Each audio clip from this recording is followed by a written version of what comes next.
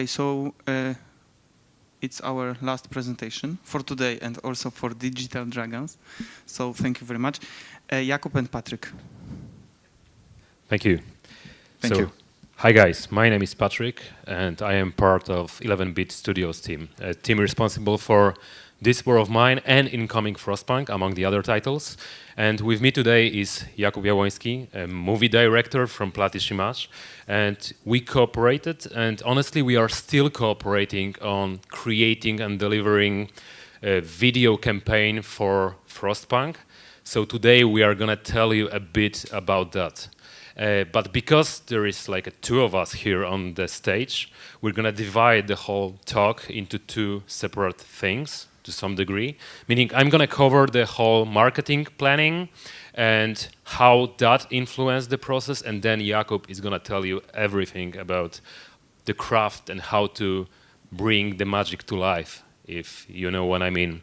So Jakub, please tell a bit about yourself, and we're going to get to that point. Hi, guys. I'm director of some cinematics you may be seen.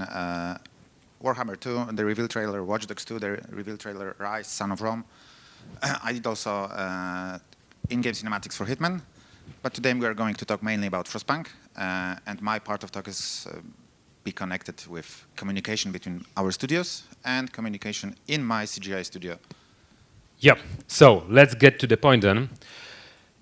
As you probably know, as we are everyone involved somehow in game dev industry and game dev community, this is one of a kind industry, like a different kind of an animal, if you know what I mean.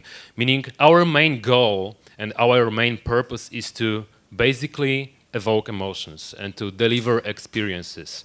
And by we, I mean all of us, no matter what we do, what the scope or size of the project that we work on is. But that said, game marketing and game advertising has even trickier objective at hand, meaning we have to sell those emotions way before people actually have a chance and possibility to try them. And this is a complex thing because games are generally complex products. So what makes game good is a set of elements, a set of features, most of which are hard to explain. So explaining those features takes time, and time is what we actually lack right now, mostly because of how people, how all of us, we consume media right now and how we use content and all of the things that we find in media. There is this semi-serious chart that boomed last year, and it explains the world we live in right now quite well, I guess. And not to waste too much time on it, basically the bottom line is that people do not invest a lot of time into things they are not already invested in, if you know what I mean. Meaning, and gamers are the same. Basically, we as gamers, we love the medium and we love all of the content that is gaming related, but at the same time, unless the content is directly related to the game that we already know and to the franchise that we already are in love with, we're gonna just try it and proceed to the next thing in our pipeline. So, at the same time, four times as many customers would rather watch a video about the product than read about it. And gamers in that particular area are also the same. And by the end of the year, basically because of that, online video will account for 74% of our online traffic, and that influences how we plan and then deliver video campaigns and generally campaigns for our games. So video campaigns and video content as a part of our campaigns allow us to build reach for our games as the most shareable type of content and to build awareness of sort.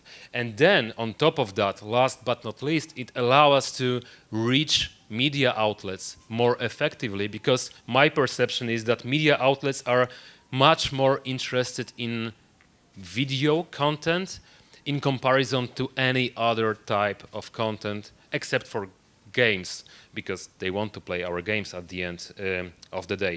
And Frostpunk is not different in that manner. So before I'll get to Frostpunk and before we will present what we have done for Frostpunk and what we are doing right now for Frostpunk, I would like to tell you a bit about our general approach to video marketing, if that makes sense, to how we put video marketing to work as a part of our overall communication strategy. Having a background in advertising, I like this idea of TV spots that allow you to tell compelling stories while selling products and promoting products. In our case, promoting games. And video game trailers are similar in some manner, meaning even though we don't have those strict restrictions that are applied to TV spots, so we don't have to be like 15 seconds, 30 seconds, 60 seconds long, we still land with our trailer somewhere between 15 seconds and 2, maybe 3 minutes. And this is basically because of how people watch videos online, on television, wherever you want it. And that said, we started to create even those shorter bits of content like 6-second videos or 10-second videos. And this is because those work really well on Instagram and on Facebook. And being mobile friendly is very important as people tend to watch and in general consume video content as well as any other type of content on mobile more and more often, so we have to keep that in mind. On top of that, we have to keep in mind also that, and this is the obvious part, YouTube is the most efficient and the biggest video distribution platform nowadays, but the strong second is Facebook, and how people watch videos on Facebook in comparison to YouTube is different. So for example, most of the videos are being watched on Facebook without any sound. And that influences how we think about producing and writing our videos.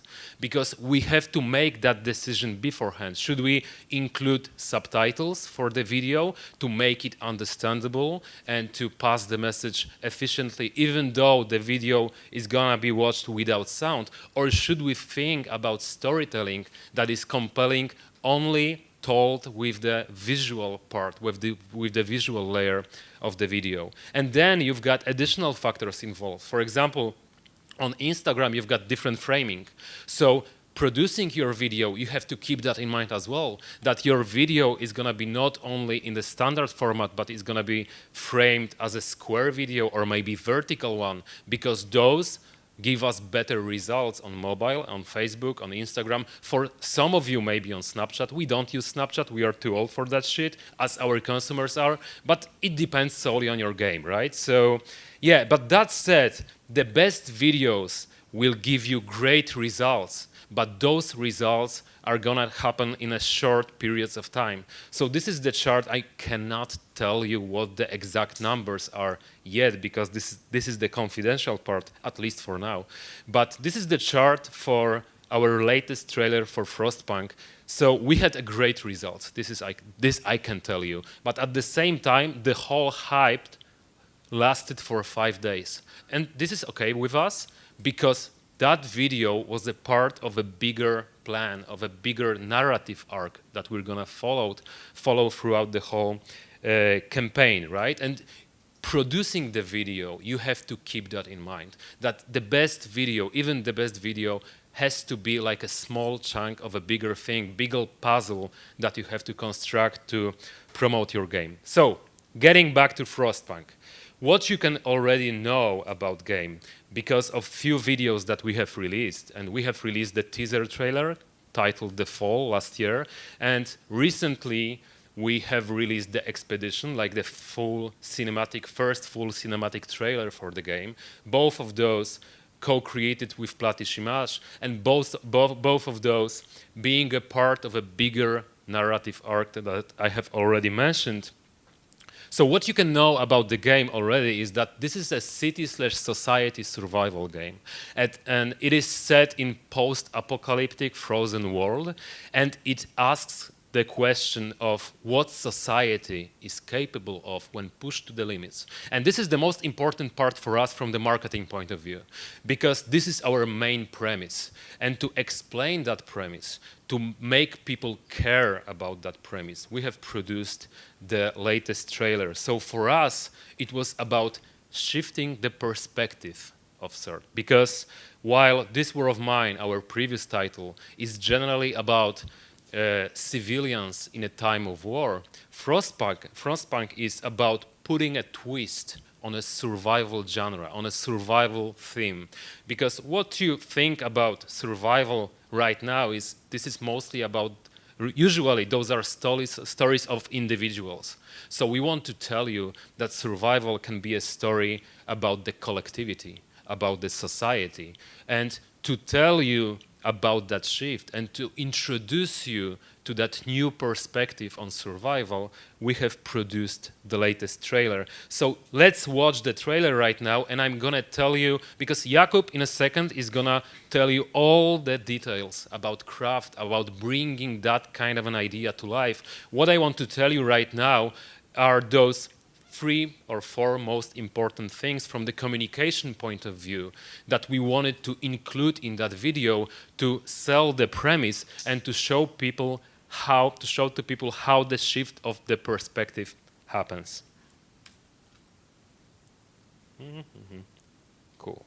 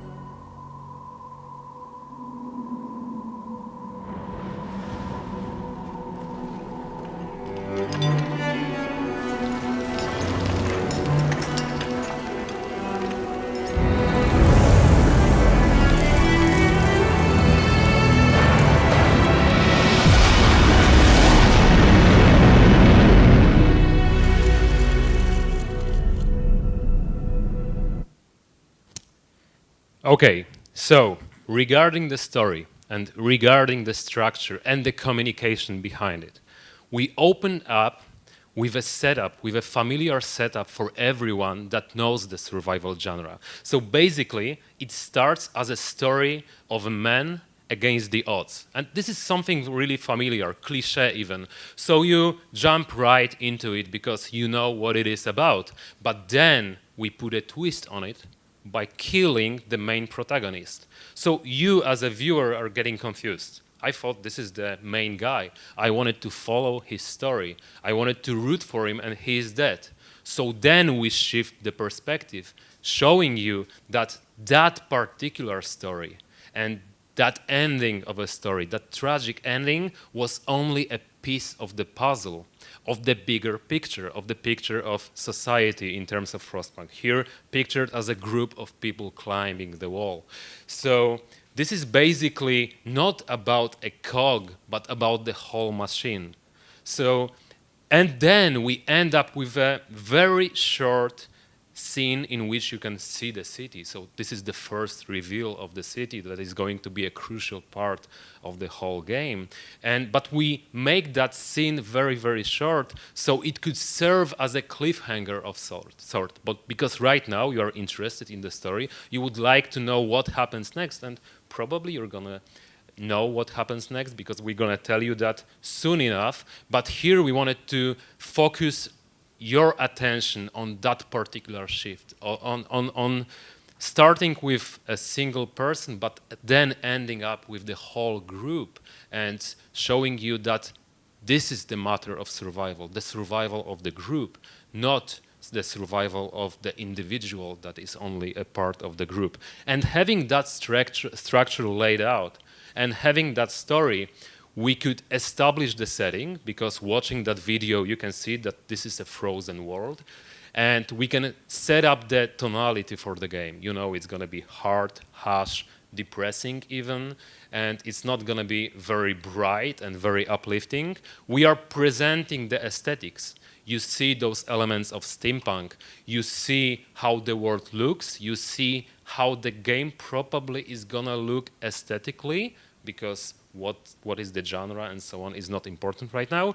And we are showing you the scope of the game. So it's not going to be a story of one man. It's going to be a story of society of sort. Okay, so this is the marketing part. This is the communication part that we wanted to lay out. And hopefully we got the job done. But right now, Jakub is going to tell you about the process of how he brought that idea to life. Thank you. Okay, so this presentation shows that I'm just a half of the director of the movie, because he's the second half, because the material was really well prepared here. Okay, so I'm not going to talk about technology. I'm not going to talk about shaders, rendering stuff, about all the computers. I'm just going to talk about talking. Because the game dev studios are something completely different than CGI studios. In Platyshimage, we don't do games. We tried, I believe we failed, but maybe something will happen in the future. But we're different animals. Even our artists are different. I believe that most of guys from CGI studios, they don't understand game dev workflow. So I will try to deal with this one during this presentation, and maybe at the end we will find this recipe. Okay, how do we usually start talking with game dev studio? There are many ways of communicating. Sometimes I start in competition. I write stuff. I get like a whole idea from the game dev studio, and I have to write a director's treatment, my version of story. Basically, I'm proving there that I understand what the game is about. But sometimes I get just general info, and I have to win with the story. But this one I like much more, because I'm feeling I'm part of the dev team. But it's not the best one. The best one is when two studios actually select the creative guys. They'll let them meet and let them talk, because as you said, the game is quite complex product, and we really have to understand our workflows, our pipelines, and to get this message revealed at the end. I destroyed something. All right, I'm here. How do we talk? The old school way is that sometimes developer, usually large studios, they talk with us through external agency. Well, it's okay if the agency is okay. Many creative and great guys work there, but it's not a direct feedback. We are waiting extremely long time for the feedbacks, for the general info, for models, there's a lot of Chinese whispers. And problem of time paradox appears. This is quite interesting problem. I will talk about this one later. This one is how actually I imagine the best cooperation between studios. We really need the one man. And the one man, or she, is the guy who will answer all our strange questions about the game, about the assets. But the problem is, we love this guy, but the guys in game dev studio, they hate him, because he's constantly asking questions about how does this one look, where will you give us the model, and stuff like this. But he's really needed because of this. This is the problem I had in my, every movie I did.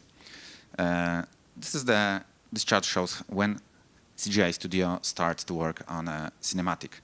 Our deadline is the event. Let's call it E3, yeah? But we start our work when you usually are, game dev, are in the middle or just before the middle of production. And when we are starting, we really needed stuff you didn't design. For example, characters are constantly changing, environments are not designed, and the information workflow is like complete chaos. So sometimes the stuff we need is created after we finish the movie. So there's a solution to this one. One of the parts is, of course, this one guy who will direct the entire communication flow. But the second part is understanding our workflow, because maybe it'll sound funny, but CGI Studio is like a rat, like a rodent. We don't run backwards, or we hate it. Of course, we constantly do this one because the business requires this one. But we have like 2 phases of CGI movie production. Let's call one safe area and another one placeholder area. And this is the most creative part when we talk, when we meet, when we choose the right message, or sometimes it's when it's prepared very well, we can talk just about execution. It's the time when I write director's treatment, when we do the concept art, write storyboard, and stuff like this. This is really a safe area because we can change a lot here. We can work together, we can mix everything, we can kill idea after idea after idea. But when the post-production is closed, when all the mood boards, concept arts are finished, we start to fight with the most interesting for me part, which is the storytelling part. Because we create a previs or animatic, different names for one quite complex thing. And the previs is like, nowadays, every full feature with super CGI effects uses this one. We create entire movie using very low poly, ugly models, but with ugly animation or with uncleaned mockup. But what we do here, we do complete edit and a perfect animation of camera. So at the end, we have ugly looking, but very well told movie. And watching the stuff is really hard for an unexperienced audience because you have to use a lot of imagination. But when we finish it and when we are sure that it works, we know that the movie is going to be okay. But then the placeholder part starts, which is like we start every department, we start to model, paint, texture, shade, we do some experiments with simulation. And in this part, it's very hard to go back to the animatic because animatic sets everything. For example, when we start simulating something and we want to change a previous part, for us it's like, oh no, everyone is mad, and because we have quite short deadlines. So I know that the game production is like, it's constantly evolving, it's changing. You're able to kill like, oh, this prototype failed. We can kill like 3 months of production, and we are very afraid of killing like 2 days because deadline is much, much quicker. So basically the time paradox problem is looking like this, that we need assets before they are done. But there's a solution to this one. We already managed to do it in a few projects because, first of all, game development have great creative guys. We have them too. We have also the artists. So actually, while working on models for the movie, which of course, from the technical point of view, they are completely different than models used in game. But we can also do the models used for the game, and we do it. For many projects you've seen created by Patryk, most of the stuff is already in game. It's reforged, recreated, but we had to do it because it was absent. And of course, one guy to connect them all. So how was it looking during the shooting Frostpunk? Okay, so the biggest document I make at the beginning of the production is the director's treatment. And I really create like huge PDFs, very, very long ones, and I treat them as a matrix. It contains everything. And it contains positive and negative references of every material, of every shot, with lighting ideas, with composition ideas. I draw even charts where exactly we are standing while designing some kind of idea. And this one is necessary because while talking with 11-bit, we had no problems because the studio is like full of computer artists and young people. And not every studio is like a flexible one. So the document has to be really precise and, let's say, very clear. And this one is very important for me because I use it not only to contact with the client, so with the game commander, but also I use it to contact with my guys. It's a benchmark. And when it's done in the right way, it can be something like an art Bible used in a game production, but it's something more. It's like I mix their direction with art direction because I'm an artist too. And at the beginning, I was a concept art lead in Patryk. Now I don't do it. So about this placeholder, because it could be confusing. So at the beginning, we usually draw a storyboard, which is like a very old technique. Sometimes we do a boardomatic, which is an animated version of this one. But this is actually how the previs looks, the stuff in the middle. And as you can see, it's quite ugly, and yeah, the imagination is required. And this is like 80% of the time during the production, we see this stuff. So they're constantly crazy because they don't believe that it won't, at the end, it will look like this one. So yeah, it really requires the true belief. But while creating the details, the realistic stuff, realistic CGI animation, I created some concepts, but concepts are like just the beginning. The drawing is not enough to explain an artist what kind of material should be used, for example, for a clothes simulation or for a certain costume of the character. So I gather like an entire Bible of references, and it really takes a lot of time to forge something which is naturalistic. Because what I love in Frostpunk the most is not that this one is like a typical steampunk. It's like a dirty, not even realistic. It's the good word is naturalistic, the real one. And all this stuff which is drawn, referenced, I use it as my language of communication. In Plattish Image, we use a shotgun system, which is like a more complicated Mantis system, where we can actually even create 3D scenes, comment them. It's like a Facebook mixed with Maya or with Houdini. And the stuff I do after everything is designed, after the storytelling part is designed, is like constantly overpainting everything. So for example, this one is overpainted previs, which contains information about lighting, about general mood. And I'm constantly producing typical production art, overpaints, delicate corrections. For example, here, we wanted to make this face a bit more masculine. This is the face of the dead guy from the Frostpunk teaser. And the Shotgun is like full of thousands of such drawings or charts. Definitely, it's not the stuff you would like to show in portfolio, but it's very useful. It's not that I don't like to talk with people, because I love it, but I believe that the visual communication is a stronger one, and you really need to draw a lot of ugly drawings to make the communication really readable. All right, so for example, this one is also a overpainted previs. We call such stuff as a mood board because it contains like the information we can talk about later. This contains information about light, texture, shading, general mood. So we use it not only to talk with our artists, but we also use it to talk with 11-bit. At the end, we are even overpainting renders, because all the time during this placeholder zone, not everything is finished. We have like bad simulation, and next to it, nice simulation. Fantastic clothes, and some low poly ugly stuff. So it really requires to be overpainted, because we are not trying to show the stuff we are working on. We are constantly trying to show the stuff, the way, our direction. Okay, so this is how the ending result looks.